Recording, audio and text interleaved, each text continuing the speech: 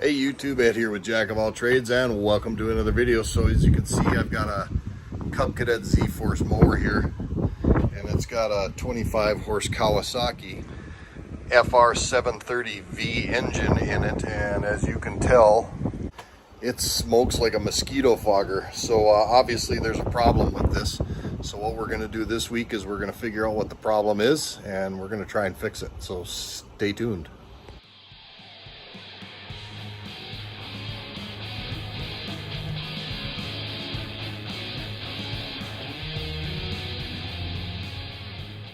And welcome back. So yes, I've got this this Cadet Z-Force zero-turn mower, and as you can see, it smokes pretty bad. And we're going to figure out why it does that. But before we do that, as per the usual, I got to ask you to go down, hit that like and subscribe button. Make sure you ring that notification bell so you get notified of upcoming videos, and hit me with those comments. If you like this kind of content, let me know, and I'll continue to do more of it and bring you more content like this. So what have we got here? We've got a 24 horse Kawasaki. It's an FR730V engine, and it smokes. This is a pretty common occurrence, and these engines can smoke for a number of different reasons. What the problem with this machine is the rings on this one, which is obviously the worst case scenario you can possibly have.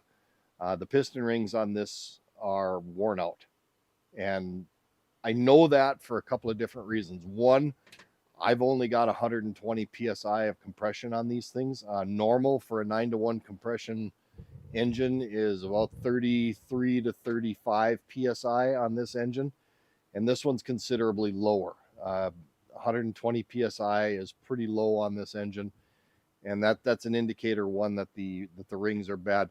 Indicator number two, that is, it's actually using oil. So if I top the oil off, and then if I go mow for about 3 or 4 hours, it'll burn about 3/4 of a quart of oil. And that is a very strong indication that the rings are worn out and that it's actually consuming oil. The other thing that I know for a fact as to why I think the rings are bad, is that when I first got this mower and I took the intake system apart, there was literally dirt and grime inside of the intake system past the filter, past the air filter. It was built up in the carburetor, it was built up in the plenum, it was built up in the rubber hose that connects the air filter to the plenum, and that shouldn't happen. And the only time that does happen is if you, one, run it without an air filter, or two, the air filter is damaged. What I don't know is if the cylinders are scored, because I've obviously don't have the engine apart yet. And we'll find that out when we take it apart. But I'm pretty sure, 90% sure, that this engine has been what we call dusted. So what I'm going to do is I'm going to take this engine off of this frame. We're going to put it on the workbench, and the next time you see it, it will be on the workbench, and we're going to start to take it apart, and we're going to verify what I think is already the problem, and that's that the piston rings are worn out. So now that we've got the engine out and on the bench, we have to take all the plastics off, or do what they call undressing the engine. And I'm not going to sit here and I'm not going to go through step by step on how to do that. If you're taking on a project like this, you can quite obviously do that for yourself. So I'm just going to fast forward high speed through the undressing process, get all the plastics off, get the carburetor and the intake off, and get this thing to a point where I can start disassembling it so that I can get the pistons out and check the cylinder bore so we can determine how we're going to repair this engine.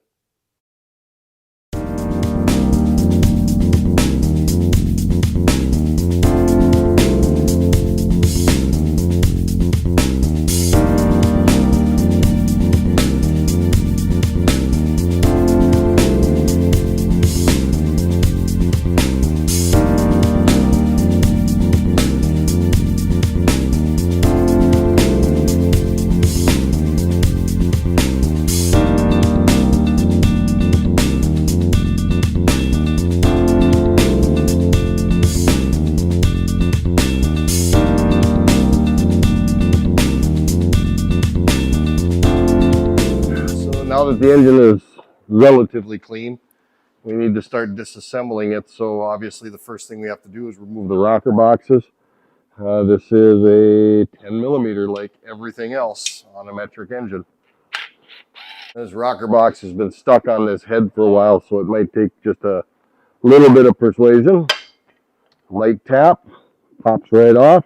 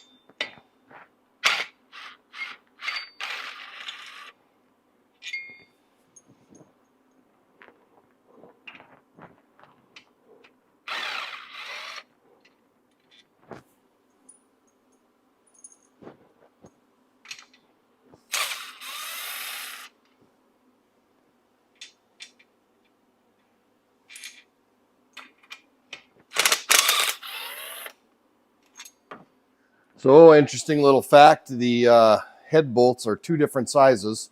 So the two short head bolts go in this hole and this hole. The other three holes get the long ones. Just remember that when you're putting it back together. Hey, and look at that. The head's going to come right off. I don't even have to persuade it. So as you can see, there's quite a bit of carbon buildup and stuff on the heads. We're obviously going to clean these out, these combustion chambers out.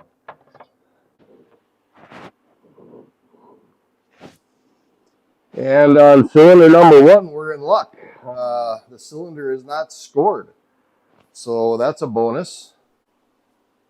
You look down in there, I mean, you can see the piston, the top of the piston is dirty, but that's just the result of burning oil. But the cylinder itself is not scored.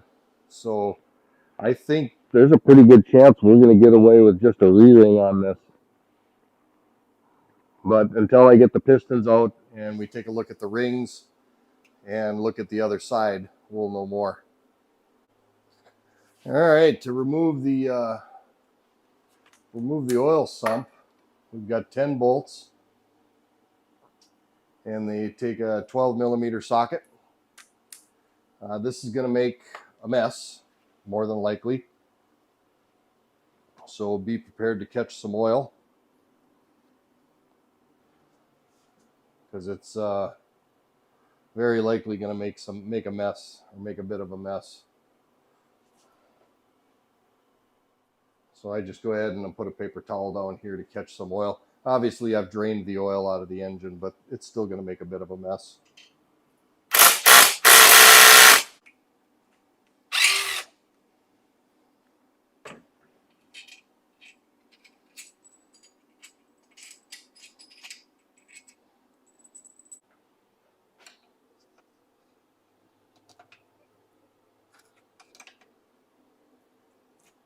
There it is. Just a little bit of light pressure, and it's separated.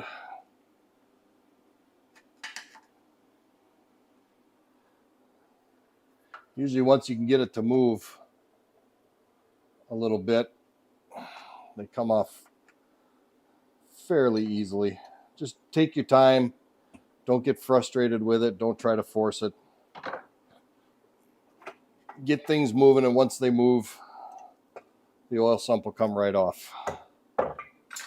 Now you've got the oil sump off, you can go ahead and just give a little wiggle and a little pull. Lift the camshaft right out of the block here. All right, so you've got these cam followers right here, and if at all possible, again, you want to try and keep these cam followers in the same spot that they came out of, because these followers will wear into the lobes of the camshaft. So when you take them out, try to take them out and set them in an orientation so that later on you know where they go. Now we're at a point where we can actually take the pistons out of the engine, and it's actually quite simple to do.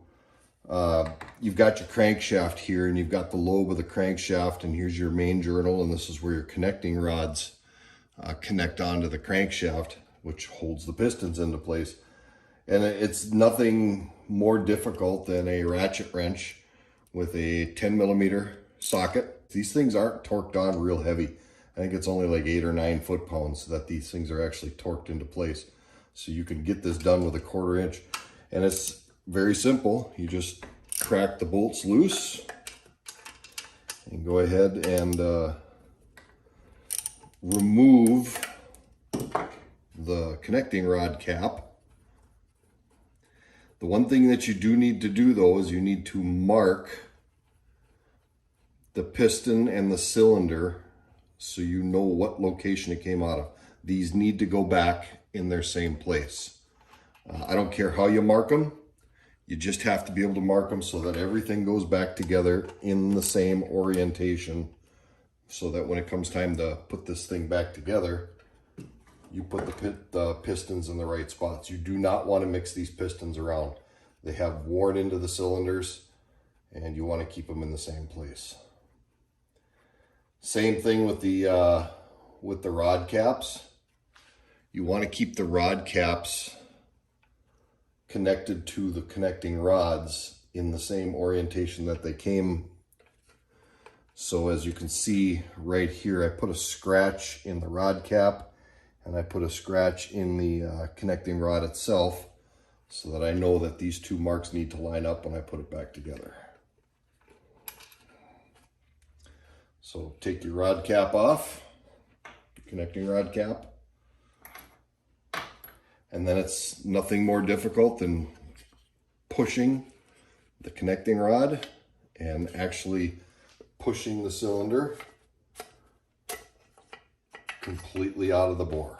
Now you can see I've marked this cylinder with a number 1 in multiple locations, and or this piston, excuse me, with a number 1 in multiple locations. And I've also marked the cylinder with a number 1 in multiple locations. And now that I've got it apart, I'm going to go ahead and I'm actually going to put the connecting rod cap back on in the correct direction so I can't mix them up later. Do everything you possibly can do to get these connecting rods put back together the way they're supposed to be. You don't want to mix them up. Same with the pistons. So with number 2, or the second one, same process. And it will help you a lot if you get the crankshaft journal at the bottom of the case, because it gives you more room to get your hand in here to work, because there's not a ton of space in here. And with my big hands, I need to have all the space that I can afford. There's a connecting rod cap. Again, I've gone ahead and I've marked them. And then just take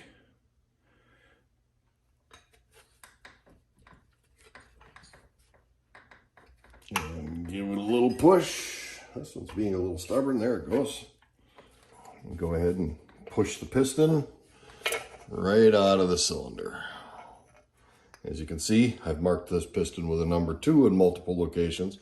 And I'm going to go ahead and I'm going to reattach the connecting rod to the correct piston, or the connecting rod cap to the correct piston connecting rod, so I don't mix them up.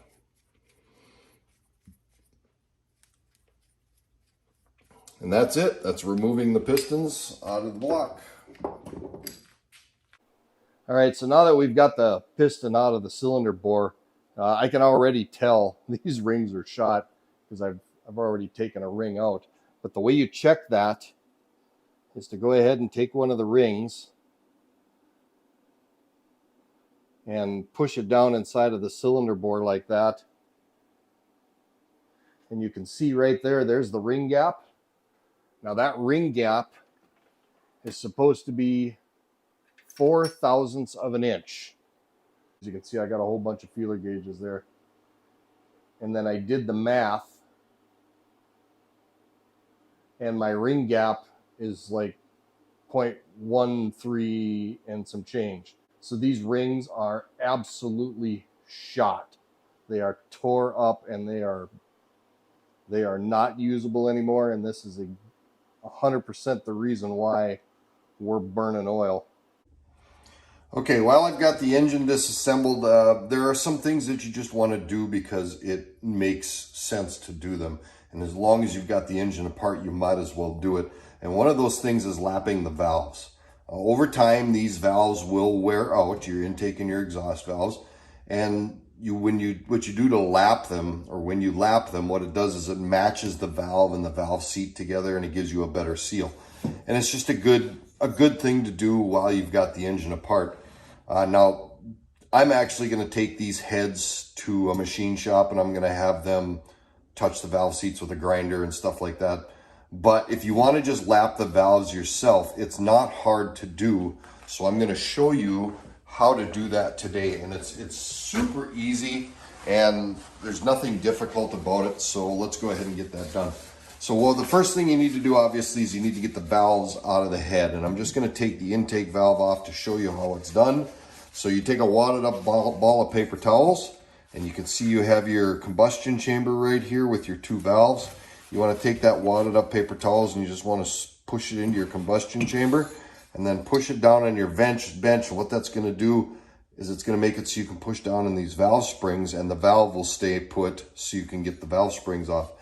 Now, there's a couple of ways to do this, and one way is to just physically take your fingers and you can push down on the valve springs with your fingers. But if you don't have strong fingers, you might not be able to do it. And when you push down on the valve spring, you can see that the valve or the spring compresses, but the valve stays put, and then these keepers need to come out of here.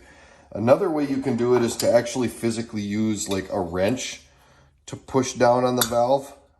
If that helps you out and that gives you a little bit, I have enough finger strength where I can use my fingers, and then just take a magnet and lift the keeper out of there with a magnet. Take that one off. Don't lose those. You're going to need them to put everything back together. Push down on the spring. Use the magnet to pull the keeper off. Put that aside. Then you can take your valve and your valve cap, or your valve spring and your valve spring cap off, like that. And then the valve comes right out. Okay, now for the next part of this, you're going to need a drill, and you're going to need some valve lapping compound. And your drill, you want to have a drill that's got a 2-speed on it so you can put it in low gear. You don't want to do this fast. You want to do this nice and slow. But what you do is you take some valve lapping compound, which is basically a paste with some grit in it. You smear it onto the valve face pretty liberally. You don't have to be shy about using this stuff. You can buy this at any auto parts store. This I use as a product I use made by Permatex. It's stuff I've always used, and it seems to work really well. And then just take and install the valve back into the valve guide, like so. Then, I'm trying to do this on camera, is tricky. Take your drill and actually chuck your drill up to the valve itself, the valve stem.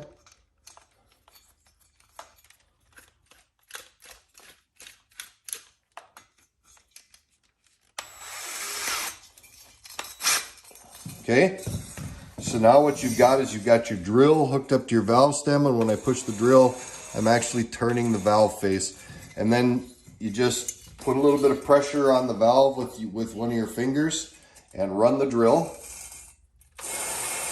Nice and slow.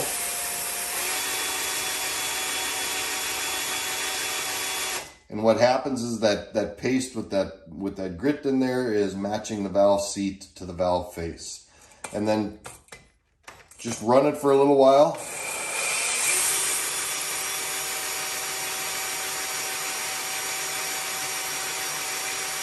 How long you have to run it will depend on how bad your valves need to be, or how out of match your valves are. And then go ahead and remove the drill. Remove the valve. Get a paper towel. Clean the valve lapping compound off your valve. And you can see the valve has got a nice shiny surface. And when you wipe off the valve seat, you should also have a nice shiny surface on the valve seat as well. And then your valves are lapped. And you do that with all of your valves. I'm not going to do them all here. I'm just showing you how to do this. Because like I said, I'm going to take these heads in to a machine shop and I'm going to have them use a grinder to touch up the valve seats. And then I've got new valves coming because my intake valves on both of these heads are in pretty poor condition. And they just flat out need to be replaced. And I don't have the equipment I need to match the valve seats from brand new. So I'm going to actually take these in to have them done.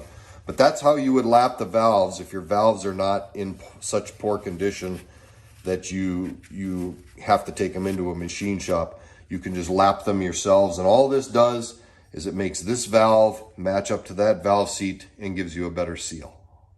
Then quite obviously, before you reassemble it, you're going to want to clean it really good with either brake cleaner or some kind of cleaner, because you're going to want to get all of that gritty pumice paste removed, because you don't want that getting inside of your engine, and you certainly don't want it hanging out here in your valves causing wear, because it will cause wear. So make sure you clean all that valve lapping compound out of there really well.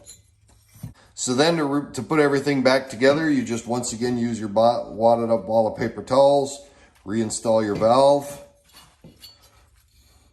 put your valve spring on here, your valve spring cap, get your keepers,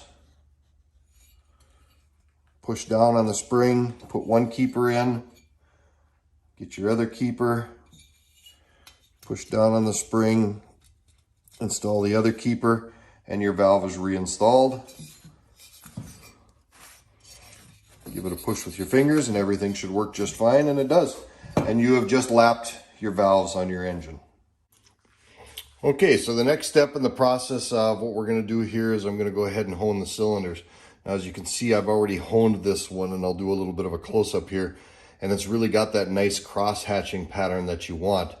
Whereas the opposing cylinder, which I have not honed yet, you can see doesn't have any cross-hatching in it. In fact, the cylinder bore is actually quite shiny and smooth, almost to the point of a mirror.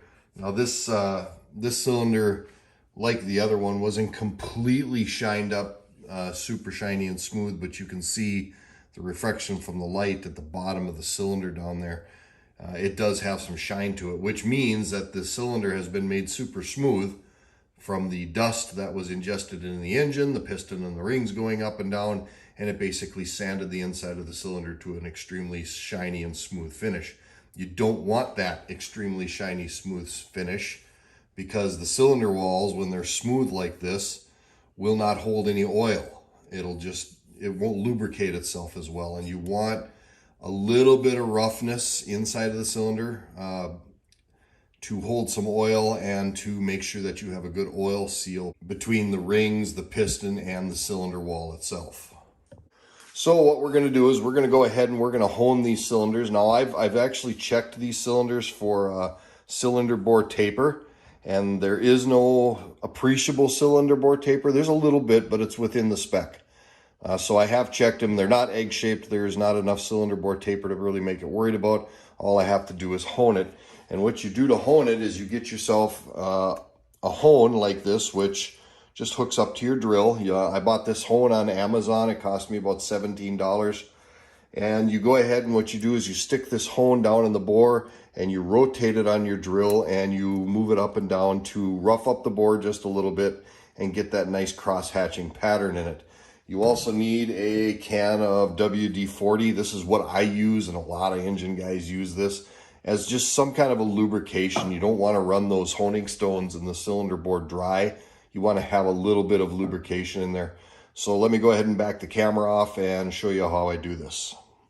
Okay, so all you do is you take a little bit of WD-40, shoot it inside of the bore, get the bore wetted a little bit, just so you have some lubrication in there.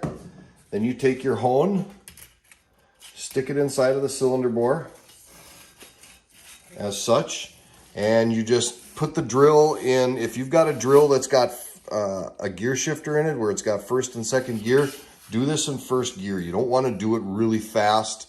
You want to do it fast enough to take away some material and make the roughness that you need, but you don't want to go so fast that you heat things up and get a little too aggressive with it.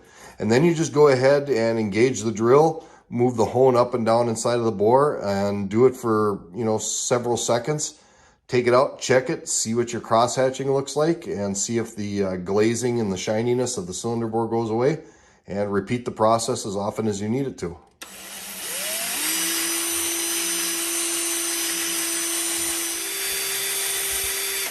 And after you've done it for a while, go ahead and shoot a little more WD-40 in the cylinder bore. You don't want to run these dry. You want to make sure they stay fairly well lubricated.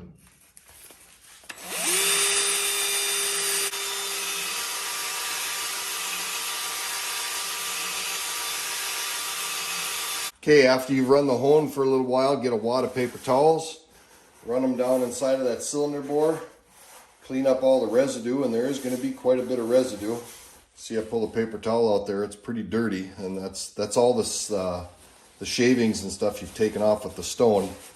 And go ahead and just wipe the bore out and take a look and see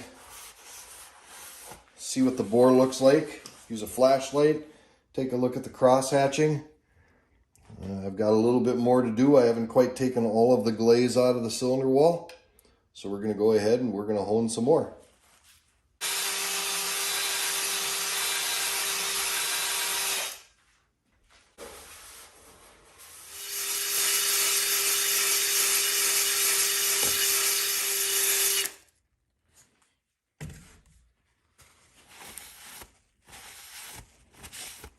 And so there you go. You can see I've got all the glaze broken down. There's no shininess left in the bore. And that bore is ready to accept new rings and to reinstall the pistons. All right, another thing we got to do is we got to clean the grooves out of the pistons. These grooves can get carbon buildup in them.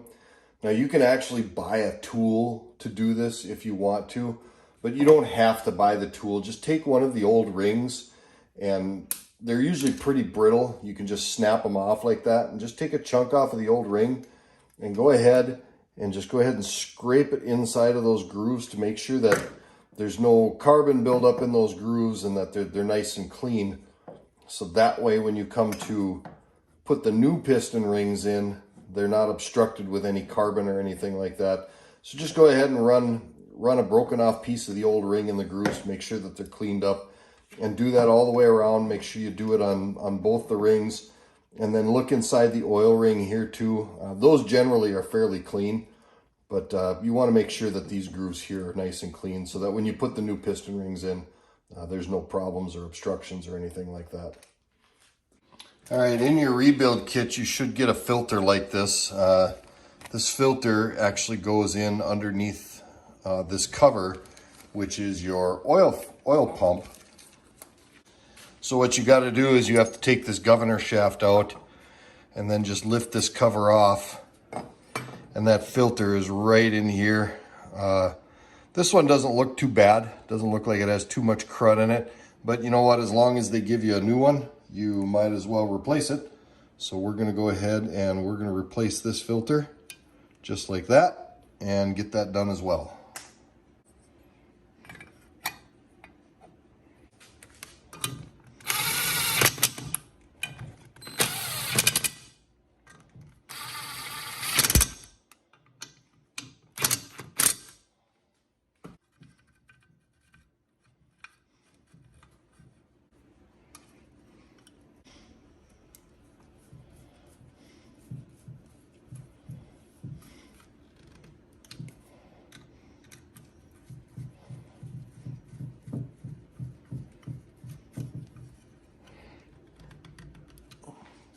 All right, so the next thing we're going to do is we're going to replace this crankshaft seal. Got a new one in the kit, might as well replace it.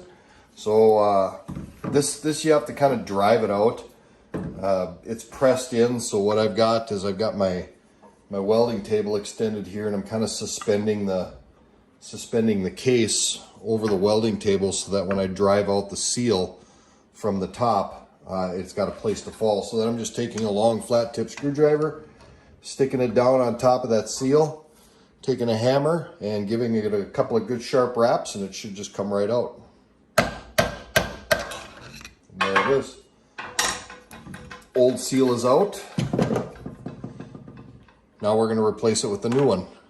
So replacing the new seal, very, very simple. Just go ahead and set it in. Now you want to kind of drive this in fairly straight. Again, just taking my hammer, and I'm just going to lightly tap around the perimeter until I can seat it no further.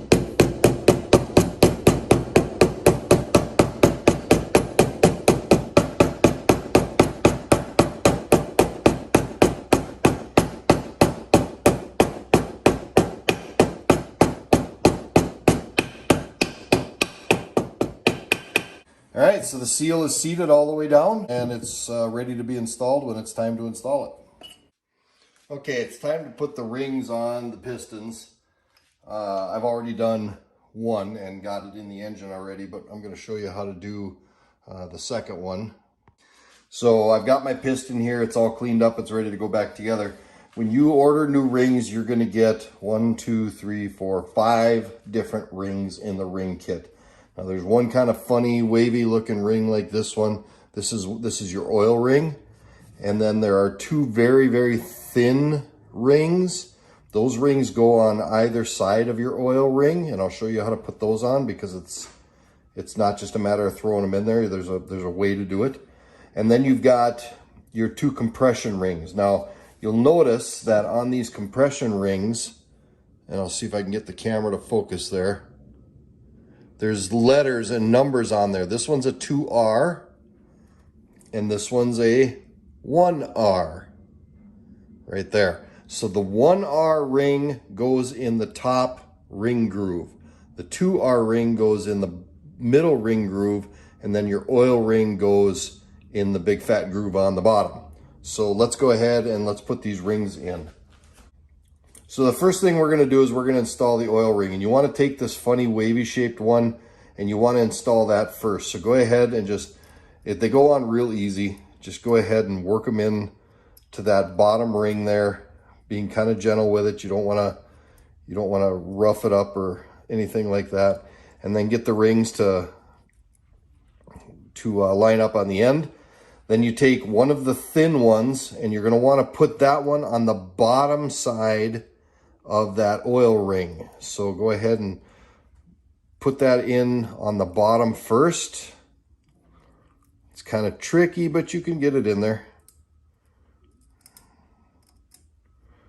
There it is. And then take the other ring and you're going to want to put it on the top of that oil ring.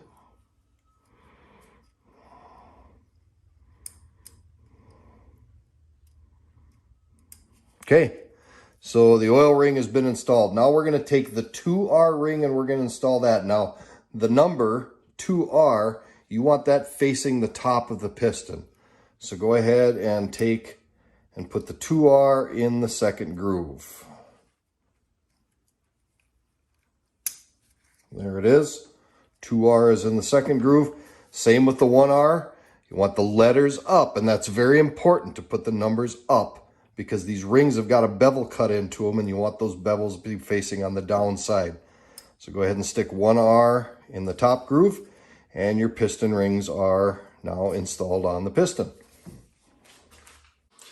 Okay, you'll remember that I marked the connecting rod cap and the connecting rod itself with dots, so I had the caps matching each other. They stayed with each other the whole time, and then the dots always go on the same side, because on the other side you can see there's a really flat surface right here. This is the surface that rides on the other connecting rod, and you want this surface of this connecting rod to be facing the surface of the other connecting rod, which is already on the crankshaft. So there is a very specific way that these have to go together, and make sure that you have those 2 smooth surfaces facing each other. Okay, so before you install the piston, the first thing you're going to want to do is you're going to want to take some assembly lube of some kind. I like Permatex Ultra Slick, but something that says engine assembly lube. And you're going to want to go ahead and you're going to want to put some assembly lube on the crankshaft journal. Just squirt some on there, kind of let it roll around on there. Get some good lubrication all the way around that crankshaft journal. You can also go through the cylinder and put some assembly lube on the journal. I'm a pretty firm believer in that you really can't use too much assembly lube when you're putting these things together. Now you're going to want to install your piston, and once again, take some assembly lube, put it on the bearing surface of the connecting rod. Use your finger and kind of smear it around, and then also get some on this surface that's going to actually ride up against the other connecting rod. You want to make sure you got plenty of lubrication on these things, because when you start it up for the first time, there's quite obviously going to be no oil in these bearings, and you want to have some form of lubrication in there when you start it up. And then it's just a matter of taking, let's put a little bit of assembly lube on the piston itself too. I forgot that part. So go ahead and put some pretty generous amount of assembly lubrication on the piston. Go all the way around. Like I said, I'm a pretty firm believer in that you really can't overdo it. It's all about the lube, isn't it? Get some good assembly lube on there. Okay.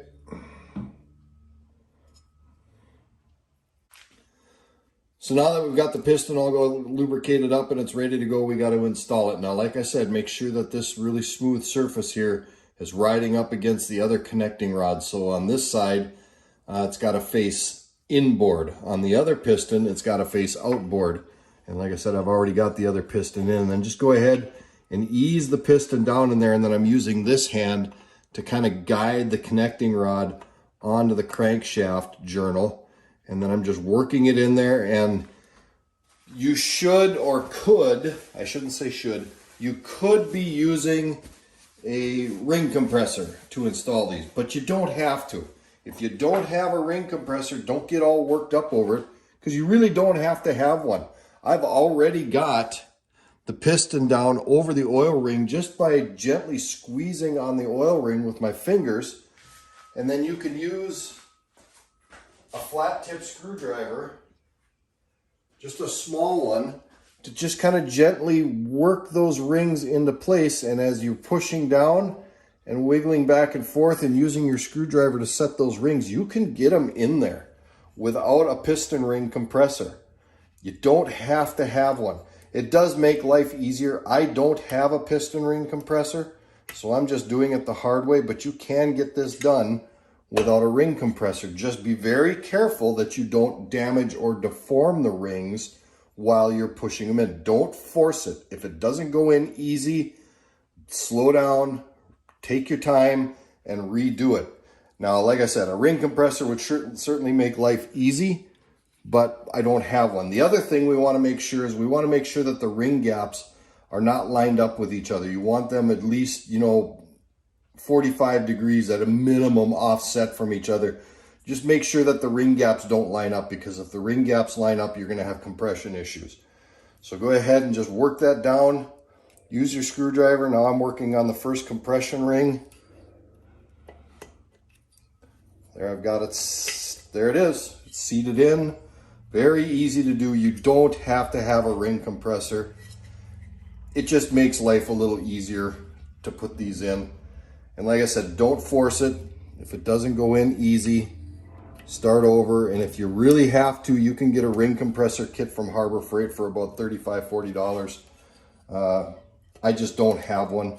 And I've done this before without one. And there it is. The piston is actually in now. And I didn't have a ring compressor to do it. So now it's sitting on the crankshaft journal. I'm going to go ahead and push down on the piston and turn the flywheel so that keeping pressure on the piston, so that now I can put the rod bearing cap on. Okay, so now it's time to put the bearing cap on. Now, like I said, I've marked these bearing caps, and I've got my mark there, and I know on my connecting rod the mark is facing up. Another telltale is there's a little flange right here on the connecting rod that actually goes on the crankshaft side. But make sure, like I said, you get these oriented correctly, and that's why you mark them when you took them apart. And then go ahead and put some good assembly lube on there, which I've already done, and install the connecting rod cap. Just finger turn the bolts. Don't use power tools, because these are just aluminum. You could cross thread them very easily. So just finger turn them on until they're snug, So once you've got them finger tight, then just take your ratchet wrench with a 10mm socket and go ahead and snug them up. You are not torquing, you're just snugging. These only take 7.4 foot-pounds of torque, which is not a lot of torque. So to convert 7.4 foot-pounds to inch-pounds, which you're probably going to need to do, that's 88.8 inch-pounds. So I'm going to go ahead and set my torque wrench to 88.8 inch-pounds, or basically 89 inch-pounds, and we're going to get these torqued. Okay, got my torque wrench set to 89 inch-pounds. Let's get it torqued.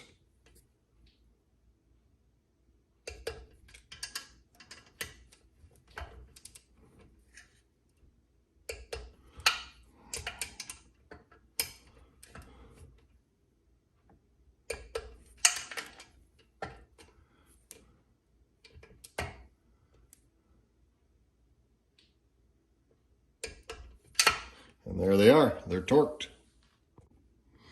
Okay, so now I'm at a point where I can install my camshaft, but first I got to reinstall my cam followers. So now I'm ready to put the camshaft in. Now you'll see on the cam, or on the crank gear, there's one tooth that's got a little dimple right there, and on the camshaft there's a dimple right there. You want to make sure that those are lined up, but before we do, let's put a little bit of assembly lube on the camshaft. We want to make sure that this thing is really well lubricated, because again, it's going to be dry. And just make sure that everything is lubricated very well.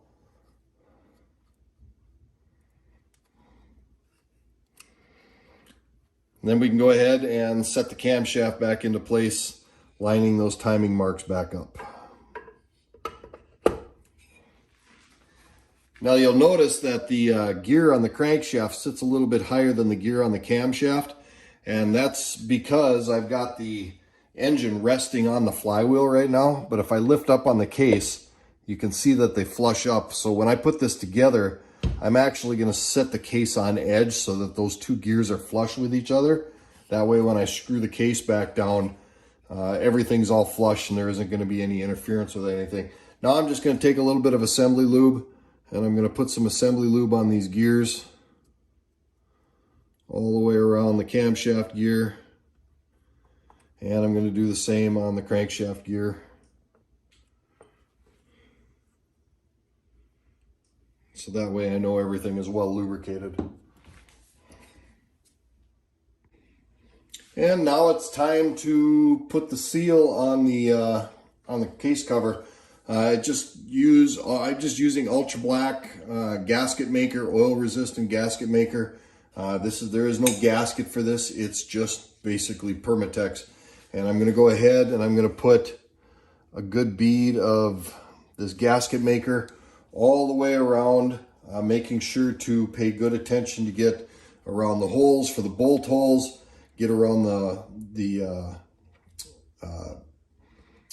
alignment posts, and to make sure to get around these black oil galleys as well. I want to make sure I get plenty of gasket maker on there. I don't want so much that I squeeze a ton out into the case, but I want enough to make a good seal. So I'm just going to start, and I'm going to put a good bead all the way around the case. Now that I've got the gasket maker all the way around the perimeter of the case, you don't have to do this. This is just something that I like to do just to make sure, but I like to go around and I like to just take my finger and kind of just lightly smoosh everything around a little bit, just to make sure that I've got good even distribution of this gasket maker all the way around. You want to make sure that this is a good seal. You don't want to have to take this back apart because you're leaking oil later down the line. Okie dokie, I've got Permatex all the way around, gasket maker.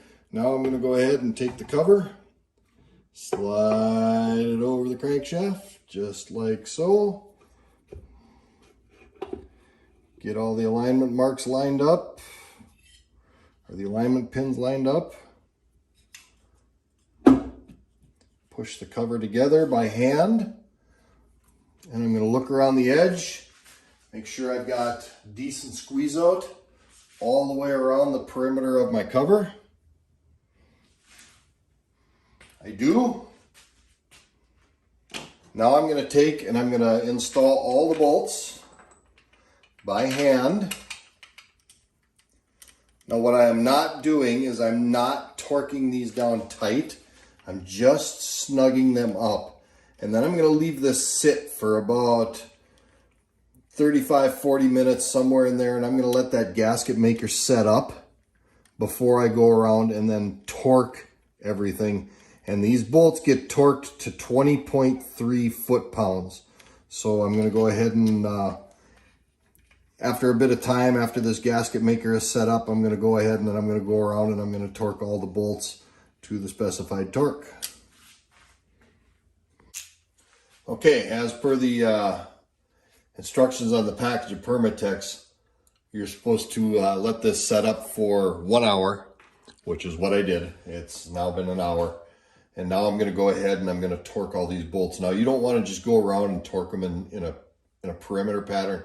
You kind of want to crisscross. So I'm going to torque this bolt, and then I'm going to come over here, torque this one, torque this bolt, come over here and torque this one, come over here and torque this one, come over here and torque this one, and I'm going to come up here and torque this one, and you get the idea. You don't want to go in a circle. You want to go across from each other so the cover gets sucked down evenly all the way across. And then I'm just going to go ahead and I'm going to go torque them all up.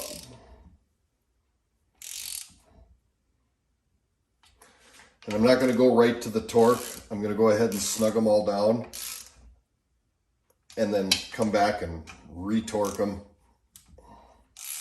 to the final specified torque.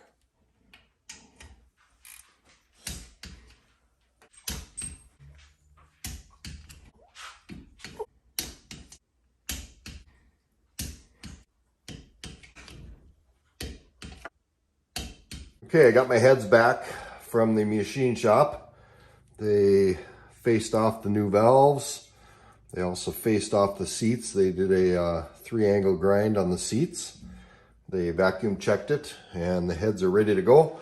But as long as I'm here and in the kit, I got new valve seals. So we're going to go ahead and we're going to replace the valve seals. Show you how to do that. Super, super simple. These, just grab a pliers and just give a little bit of twisting while you lift up and pull. And the valve seal comes off. That's the old one. Then you just simply take the new one, and I like to just take a really light machine oil, like 3-in-1 oil. Just put a couple of drops inside the valve seal to kind of give it a little lubrication. Work it around in there, so then when you push it on, it pushes on much easier, and you're not in any danger of wrecking the valve seal. The new one's pushed on. Do the same thing with the other one. Pull the old valve seal off. Take the new one. A couple of drops of light machine oil. Work it around in there. Line it up nice and straight. Push it on, and your valve seals are installed. Now, all we have to do is finish assembling the head, and we're good to go. All right, time to install the heads. There's no real great mystery here. You get head gaskets, and the head gaskets are the same, right and left. You just flip them over. So we'll go ahead and take your head gasket. There's only one way it can go on. It forces you to put them on in the correct orientation. And then, of course, you have to have your head that matches your block. You've got your 2 locating pins right there. Go ahead and line everything up. Push the head down on the locating pins, quite simple. Then just go ahead and install your bolts. Now, like I said before, when we took the engine apart, there's long bolts and there's short bolts. Just have to make sure that you put the long bolts in the correct holes, and then the short bolts in their correct holes. Very simple. Then you take your 14mm wrench and just go ahead and snug them up. You're not torquing, you're just snugging at this point.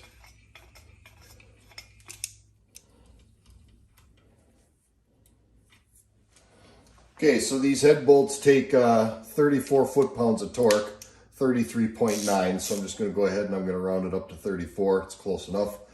What I like to do is I generally like to torque them down to 20 foot-pounds first, and then I'll go ahead and then I'll final torque them to 34 foot-pounds for their final torque. And again, just like always, you don't want to torque these in a circle. You want to torque them across from each other.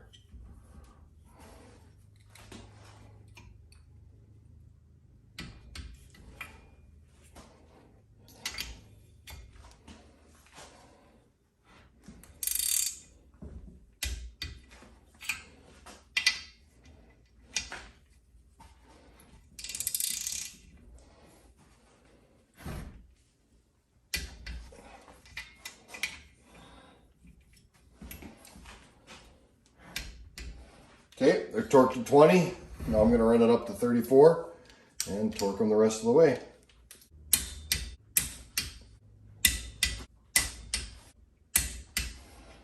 And that's it. The heads are installed. So now it's time to go ahead and reinstall the valves into the head. So the first step is to go ahead and install the rocker brackets.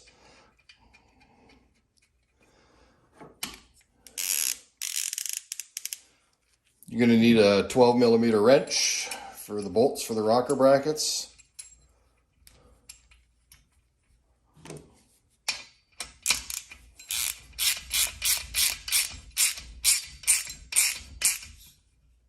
Snug them down really good. Then you're going to need to go ahead and install the push rod. You're probably going to need a flashlight because you're going to have to look down into the engine to find the top of the cam follower to put the push rod in. This can get a little tricky. Just adjust your light until you find the cam follower and set the push rod on top of it. So one way that you can verify that you're on top of the cam follower once you get your push rod installed there is to go ahead and turn the flywheel. And if you feel the push rod go up and down, there it's going up, I know I'm on top of the cam follower. Now it's time to go ahead and install the rocker arm itself. It's always easiest if you have the push rod and the cam follower as far into the down position as you can get it. Go ahead and install the rocker arm. Then you install the rocker arm retaining bolt, and the washer goes on the head of the rocker arm retaining bolt. And it might require you to push down and finagle and push and pull a little bit, but just be persistent and it will go in. Don't force it. Don't try to hammer it into place. Just work with it. There it is. Now it's in place. Then go ahead and just loosely install the jam nut. Don't tighten this down just yet. Go ahead and do the same thing on the other side. Now we have to set the valve lash. And in order to set the valve lash, you have to have both of these rockers so that there's no pressure on them. So just go ahead and take the flywheel and watch this valve here. That valve is compressing and it releases. Now watch this one. It's compressing and it releases.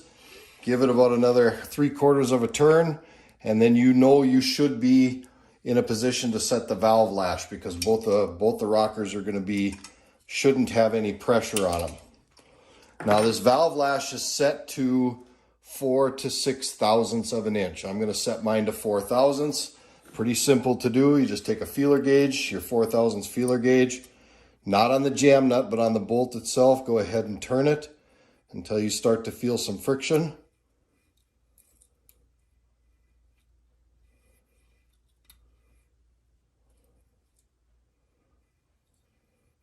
There it is. I got friction on it. Then go ahead and tighten up the jam nut. Once the jam nut's tight, go ahead and recheck it.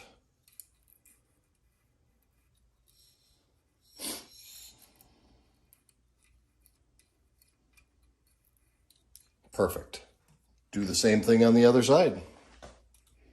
Now it's in time to install the rocker box covers, also known as valve covers, and if you're really old school, tappet covers, because once upon a time these used to be called tappets because they made a tapping noise when they were running. At any rate, you take your valve cover and you have to orient it correctly. I found that the easiest way to do this is to go ahead and put a bolt in the top 2 holes of your rocker box cover. Go ahead and line your gasket up the way it's supposed to, and then put the whole assembly on the top of the head, and that kind of keeps the gasket all lined up.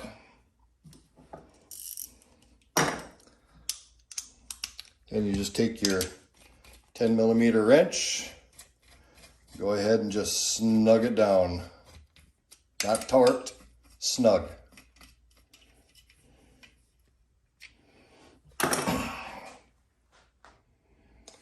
And these bolts, go ahead and torque them to 53 inch-pounds.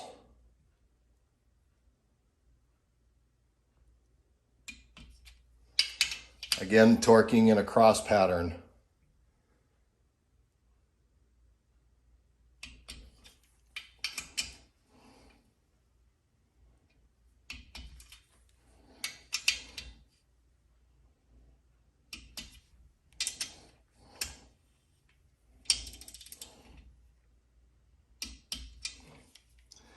And your engine is reassembled. Now the next step in the process is to redress the engine, put all the cowlings back into place, basically finish reassembling the engine. Then it's time to go ahead and throw it on the motor chassis and start it up to see if it does 2 things. 1, does it run? And 2, did we fix the problem? So the next time you see this engine, it'll be back on the chassis of the lawnmower.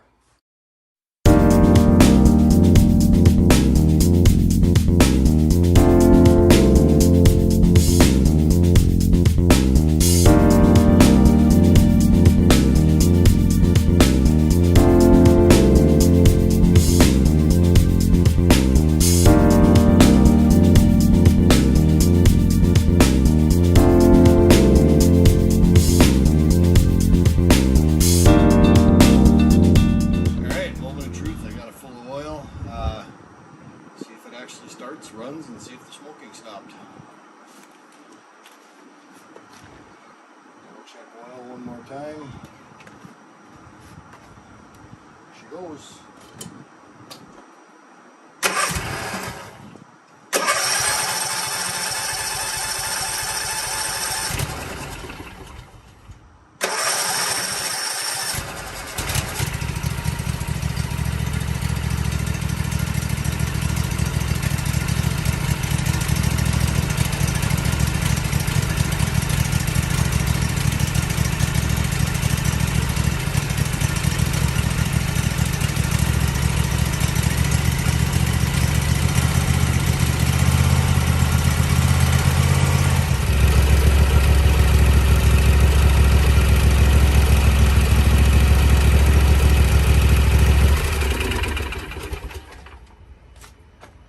All right, mission success. The engine runs and it's not smoking. Now, obviously, I didn't push it very hard. That was just the first few minutes, but it would have been smoking right away with full brand new oil in it.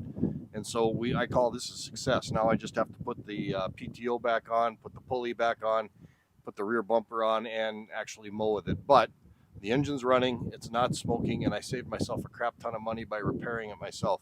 If you buy a new FR730V engine, it's anywhere from $1,300 to $1,500 plus shipping and tax and all that other kind of business.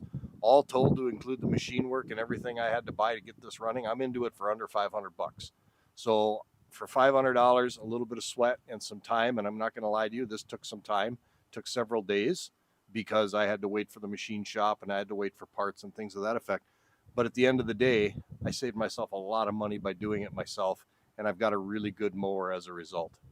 So with that, let's go ahead and wrap this video up. If you're liking this kind of content, please let me know down in those comments. Do me the solid of hitting that like and subscribe button. Make sure you ring that notification bell. Let me know if you like this kind of content, and I will do more of it.